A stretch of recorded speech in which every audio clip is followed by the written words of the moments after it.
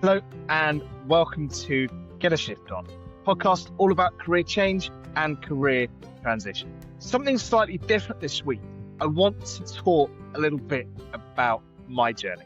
I have been so very fortunate to interview some amazing people on this podcast, and I'm so very grateful to all of them. So let me say now, thank you to all of you who have made this podcast possible and for helping me reach episode number 29. I am truly amazed that this is the case. It was never the plan to have a podcast, but here we are at nearly episode number 30. And I hope that I have managed to help people along the way and understand that career change really is possible. Not only is it possible, but it really is doable. And the guests that I have had on have been extraordinary and so very generous with their time to share their own stories. It all started with Dr. Kyle Stewart, who came and shared his story of how his research into watercress is helping so many people alongside his day job as a GP. I've spoken to entrepreneurs, I've spoken to people from all walks of life who have made a change, be it from a corporate world, from sports, from military. It all shows that it is possible. As I say, I never planned to have a podcast, but what I have found and what I've really enjoyed is meeting so many new people and hearing some exciting stories. Some of the people have been friends. Some of the people I've known for many, many years, and yet I had no idea of their true stories. Some of the people have been at the time complete strangers. People like Paul and Heidi and Alex, who have been so generous with their time and advice in the background as well, really helping me propel my business forward. And I now cast them as friends. And it has been so lovely to be able to share their stories. What I wanted to do today is just talk a little bit about my journey.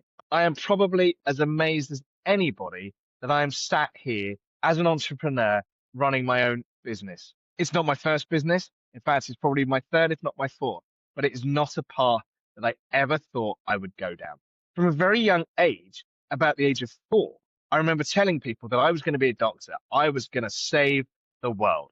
And that didn't really change until a heartbreaking day when I was 16. I went on a pre-med course up in Nottingham University. And I realized then that I was not going to be able to be a doctor. My GCSE results were not good enough, and my A-level results were never going to make the grade or make the cut. And it really, really hurt. And I spent a lot of time in tears. It had been my lifelong dream. I don't really know why I wanted to be a doctor. I think I just wanted to help people. And as it turns out, I went into therapeutic radiography. That's the treatment of cancer using high energy x-rays. And this is where I spent so much of my early life. And this is where I spent so much of my early career. I went to various hospitals. And then I realized very early on that actually this wasn't what I wanted to do full time. I had, of course, much like at the age of 4, wanting to save the world, I wanted to save the NHS. And as a newly qualified radiographer, that was my mission. I was going to be the one to change the NHS. I think I was probably ground down by it. Even back then, 25 years ago, things were not great in the NHS and it needed to change. And as we know now, that's not much different. And I think I realized just to myself that it wasn't going to be where I spent the rest of my career. It was quite by chance then that I stumbled across a job for one of the big companies who provided the equipment. And what was interesting about this is it wasn't a route that I thought I would take. In fact, I'm not even sure I was aware that it was a possibility. And that talks volume about the career structure that we have and the education system, about teaching us about the jobs that we can do. And I'll touch on that again in a bit later. So there I found myself working in a big company. I was fortunate enough to travel the world and indeed live abroad, which is where I've met some of my amazing friends, 2 of whom have been on this podcast. Both Christy and Sarah came to talk about their career journey, and they're friends from my time in America. And I loved the travel. I loved the fun, and I loved learning new things. All the while, there I was striving to reach the top. Whose job could I take? What managerial position could I get? What was my job title? How much could I earn? The sad reality is that I realized very late that this wasn't going to happen. I think I thought that I could change the world still, even as I progressed into my late 20s, that this was going to be the case. I wanted the nice things, the nice job, and still was striving for that job title. And it just didn't quite sit right. And I remember looking for various different jobs. I just felt uneasy. I didn't feel quite right in the job that I was doing. Was I unhappy?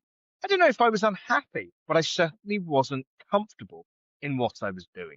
And it had an effect because I never quite reached my full potential just because I wasn't doing what I thought I should be doing or getting the praise that I thought I should be getting. And yes, I do like to have that validation. It took really a few more years, a redundancy, and COVID, as well as the birth of my children, to really make me change my thoughts and eventually understand what it is that I was meant to be doing. It's not, as I say, it is not that I'd been deeply unhappy in the job. I was just very unsettled. And I knew deep down that something wasn't right and something had to give at some point. Birth of my children was absolutely incredible. And to anyone who's a parent, you'll understand this feeling well. It truly changes everything. It is an absolute magical moment, but it makes you realize something about yourself and what you want to do. And I think what I realized very early on is that I knew my children wouldn't be young forever. I knew that I wanted to be there with them. And I really had to fight that balance between wanting the job, wanting the money, and spending time with my kids. And I think that's a struggle so many people understand. And it's important to know that if you do feel like that, you are certainly not alone. It is a very common feeling. Of course, it took a few years for me to really understand what that looked like and a few major changes in my life as well. I did get divorced. I moved from London. It, of course, took me quite some time to understand the true impacts of that and really to do something about it. And again, I think that's key. We all have those feelings of unsettledness. And sometimes we can act on them and sometimes we can't. And sometimes it just takes time to move forward. And it did take me quite a while. I moved from London to Devon. I managed to change my job, having quit a very highly paid and quite prestigious job in Harley Street in London. But I'd had enough. And that was the change. That was the first bit. I came to Devon and I worked quite an easy job back in healthcare. Again, feet saw me change career yet again to work for another company. Still that feeling of unsettledness as my children grew. And as I say, I knew I wanted to spend more time with them. It was a birthday party that really saw the next change. My daughter had a bouncy castle at her party, and I got talking to the chap that bought it. And we talked about how it was such a good little earner for him. And it was like a light bulb went off in my head. I'd quit my job, I'd moved to Devon, and there I was presented with the possibility of starting a business. And honestly, the light bulb went ping. I knew deep down that I could run this business. And I did. I bought a couple of bouncy castles and some little diddy cars to go along with it. I built a website. I built a Facebook page. I started networking. And soon enough, my weekends were filled with bouncy castles. I knew I could do it. I had such belief in myself and it worked really well. It was that self-belief, the light bulb that went off that suddenly sparked an interest that I'd not really felt before. I thought, I can do this. And the exciting thing for me, having sold the business, not for a load of money, but just because time, again, was precious and I didn't want to use all my weekends. That business, in some form or another, is still running today. I proved to myself that I could start a business, that I could grow a business, and I could work out what the market was in the area. Needless to say, it wasn't paying the bills alone. I stayed on in my job. My children started growing up and I was away quite a lot with work. And then life really changed when I got divorced. Not long after that, I was also made redundant. So it all came at once. But the difference with that redundancy was that actually I already knew I wanted to do my own thing.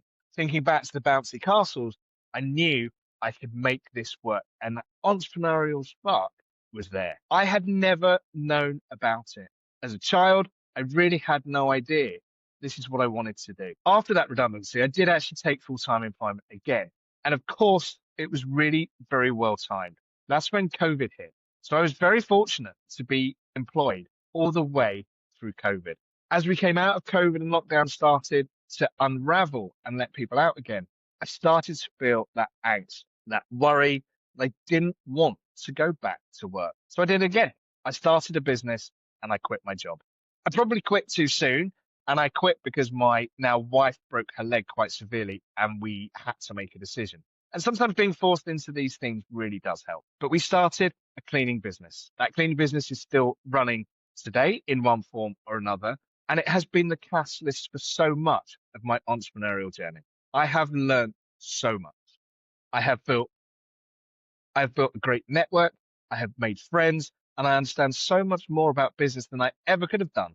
All the way back when, not only when I had a bouncy castle business, but when I think back to that little baby radiographer that started in the NHS and wanted to save the world. It's taken me to just over the age of 40 to truly understand what it is that keeps me going, what drives me, and what I need to feed myself and understand my own career choices. I still don't know why I wanted to be a doctor when I was 4. I don't know what started that. I don't know what grew that. And I did love working in healthcare. What I do know is that is my aim and my mission in life to help people. That's it. Fundamentally, deep down, is to help people. I think as a child, I thought the only way to do that was through healthcare. And now I realize that there are so many different options open and different avenues that anybody can take to make that, to help people and to do something that you truly love.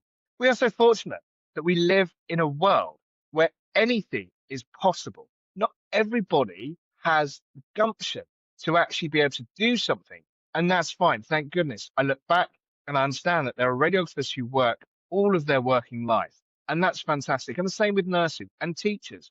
We would be so stuck if it wasn't for those people, and I praise them and I thank them for all the work they do because we need people like that. But it's the people who don't quite feel settled, who feel uneasy, who are worried that the job that they're doing doesn't satisfy them. That's why I'm on a mission to help 1,000 people leave the jobs they hate and do something they love. Now, that doing something they love might be starting their own business. It might be changing the way they are in their current roles to find a different direction, to move up the career ladder, make a lateral move, but to make them happier. When we're not happy in our careers, it doesn't help anybody. It makes us miserable. And that's what I want to try and get out of people, is to understand what it is that makes them tick, what it is they really want to do, and then to help build a plan to make that a possibility.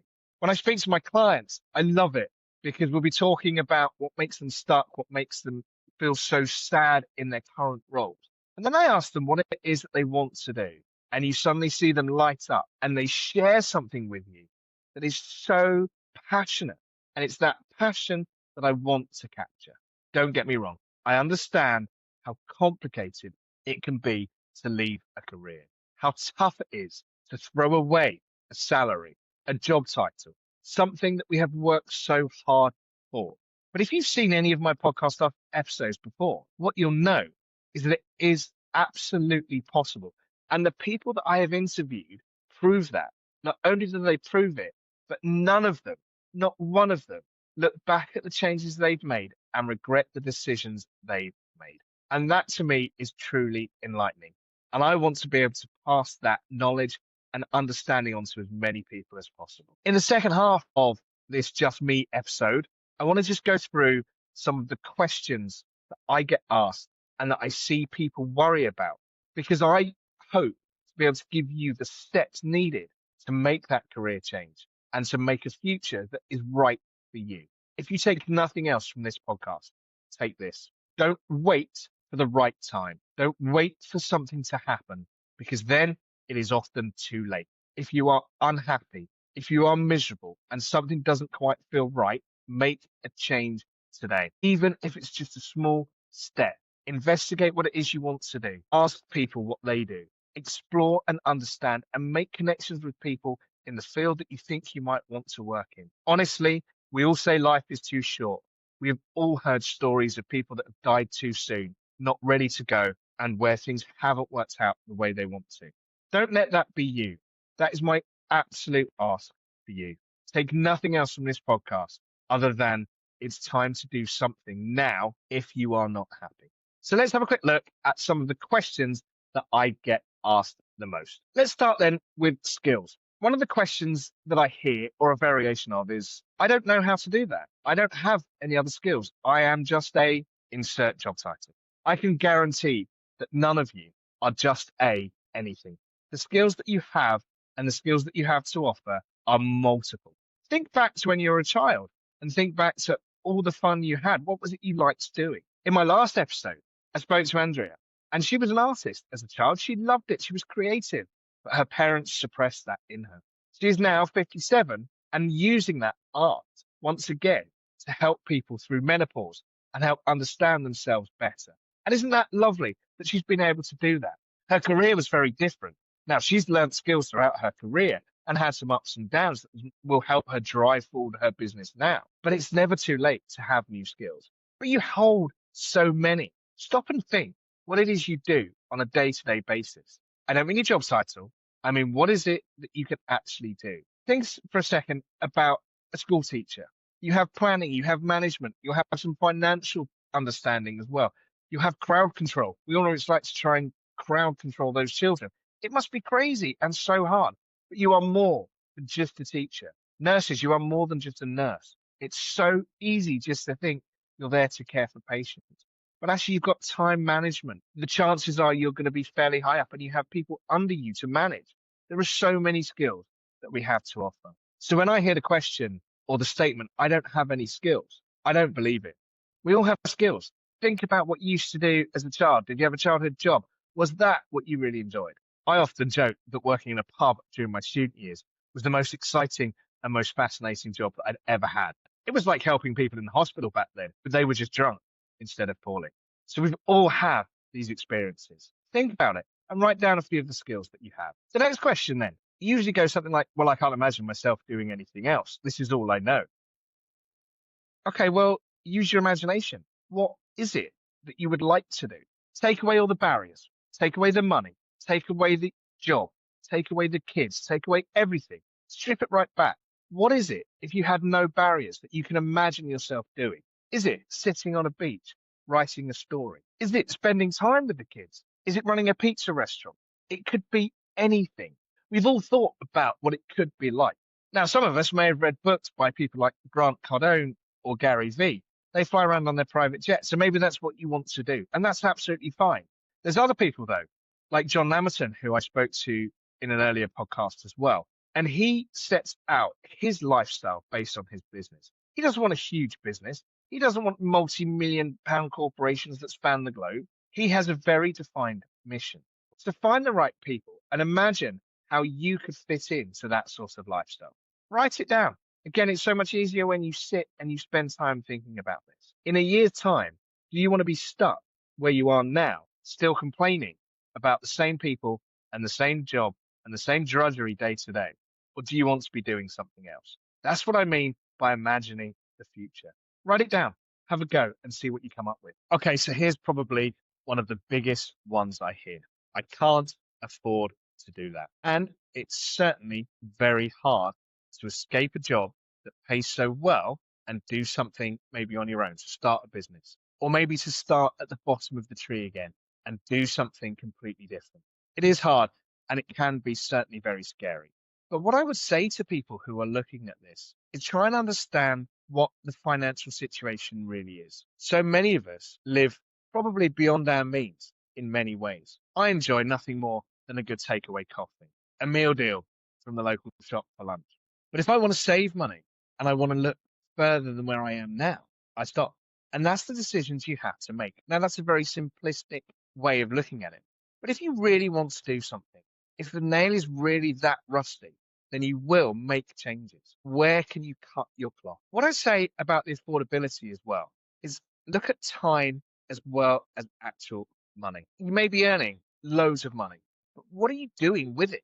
Are you actually being able to enjoy time with the family, with your children? Are you able to go on holiday?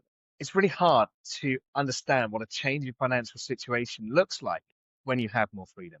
I don't earn a salary now. I am fully self-employed, but I am richer in time and happiness than I've ever been before. I do the school runs. I'm there for my children when they need me. Okay, I still have to have the odd meeting and they still grumble at me.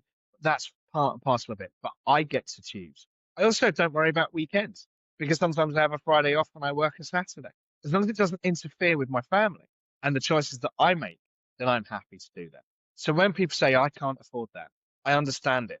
It's a big leap, but find a way if it's what you really want to do and look beyond the numbers. We've already said it, but life is too short. And if you're unhappy, you could be the richest person in the world, but you have no time to spend that money. Once you've started to look at some of those skills and what you imagine life to look like, one of the questions that I then get asked is, but I don't know what to do. I don't know how to choose between the good and the bad and all these different ideas in my head.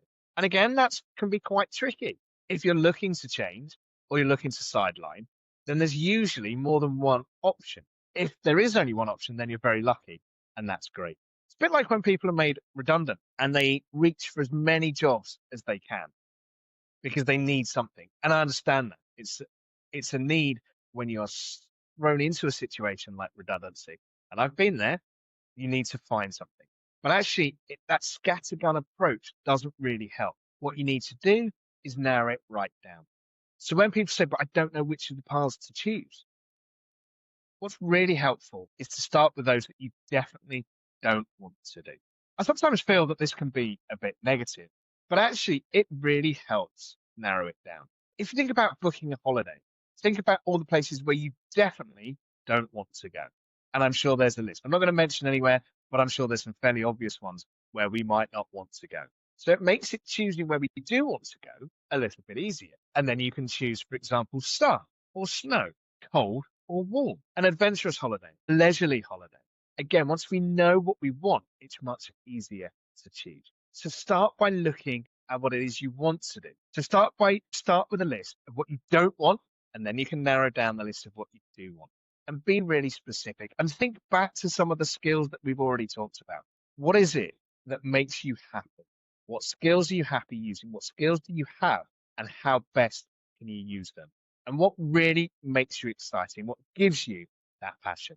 And then comes one of my favorites to talk to people about, and that is overcoming self-doubt and self-belief. People will say something like, I can't do it. I've got all the bits in place. I just can't make that final leap. Or what do I know about X and Y? And that's really hard.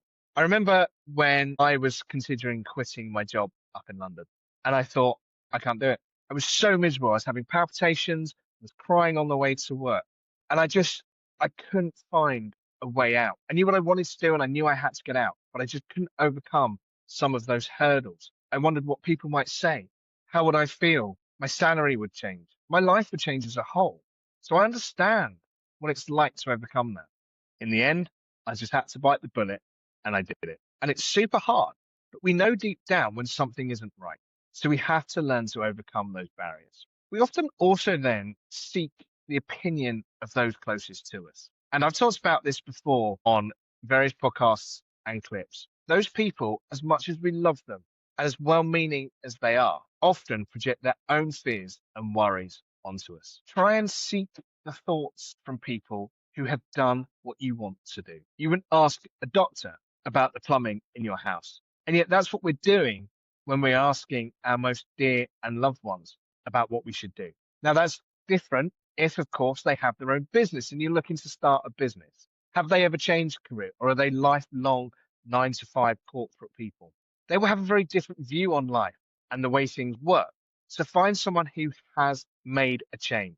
That's why I set up the podcast, to try and help people see overcoming these barriers is absolutely possible, and that there are steps that you can take to really do it. The next bit that people often ask about is what I would term a validation. What if it doesn't work? What if I'm not good enough? The simple answer to that is you go back to exactly where you were, because nothing has really changed. The chances are, of course, that you will absolutely fly. And if you have had such a rough time in your career, you want to make a change, then you will absolutely do it. Seeking that validation is super important. And I wouldn't suggest that anybody starts a business without really looking into it and understanding the market. When I started my bouncy castle company, I didn't just go out and buy some bouncy castles. I did do some market research. I understood who the competition was, and competition is healthy. I understood that there was a huge market. There's 6-7 primary schools in the local area. They all have summer fetes. They all have kids that want birthday parties. And that industry is absolutely huge. So I checked all of that out first. And then I had to overcome myself. When would I fit it in? How would I do it? What would it look like? What if it didn't work? What if I spent all this money and I never made any money back? I made a fairly small investment and I made the return. I didn't sell the business for loads of money, as I've already said, but I made my money back. I knew that I could do it, and I knew deep down that it would work. And I think when we are looking for validation, we're just looking for a second opinion, a process that we have to go through because that's what we've been taught to do. And there's nothing wrong with it. The final bit of the puzzle is the action. Now, this isn't so much a question as a statement. Take action is absolutely key. You do not want to be stuck where you are today in 6 months, a year, 5, 10 years' time. It just won't work. And you'll be doing the same thing day in, day out. Ask yourself this. Can you see yourself doing the same job that you're doing today in 5 years' time, in 10 years' time? The plan for some people will be long, and that's absolutely fine. But you have to make that plan and then take the steps to move forward with that. You can, as I have done, just quit a job. But I actually don't recommend that unless you're so unhappy that it's really making you very miserable. Make a plan and take action. It can just be small steps. It doesn't have to be anything grand, but you have to do something in order to move forward. If you're lost in a woods, if you stand still, you'll never get anywhere. Take a small step and you are making progress. And it's the same when you want to change careers. Do something, do it today, and start making a real difference to your life. It will make you happier, and it will make all those around you much happier as well. I hope what you have heard me talk about today has been helpful for you. I hope you find my podcast in general helpful. Listen to the people that have been on it. They are so fascinating, and they have such amazing stories from all walks of life. I appreciate how hard it can be to make a change, whatever that change is and whatever the reason. But you really can do it. What I've talked about today is based on the 7-step process that I've created. Because of the questions that I get asked, I have been able to put this process in place. If you have any questions, if you need any help, I'm always here. My mission is to help 1,000 people leave the jobs they hate and do something they love. And the first step of that is always free. I don't want to be charging people for stuff when they're at the absolute lowest point and lowest ebb. I have been there, as I've mentioned, and I do know how hard it is. I have a business to run, so of course there is a selling element. But that's not what this is about. It's about helping people understand the steps that they need to take in order to move forward. There will be a link somewhere to a free personal exit plan that you can take that walks you through some of the steps that I've talked about today to help you move forward and get the most from your life and from your career change. Thank you ever so much for listening. And next week will be episode number 30, and it will be a super exciting one. So please do tune in.